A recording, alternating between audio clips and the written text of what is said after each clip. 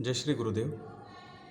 Dear students, today I am going to teach you how to draw a bird.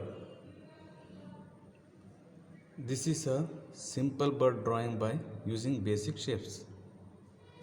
Similar to this drawing and color, other different action of a birds. First ನೋಡಿ first step next oval shape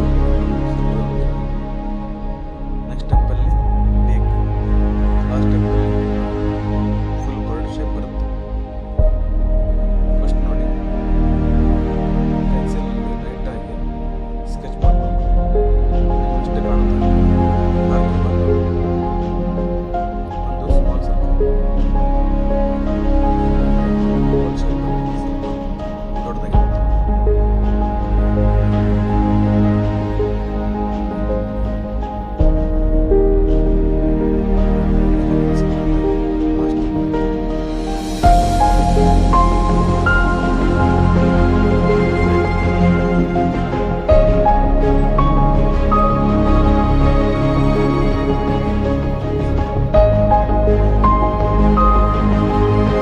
Thank you.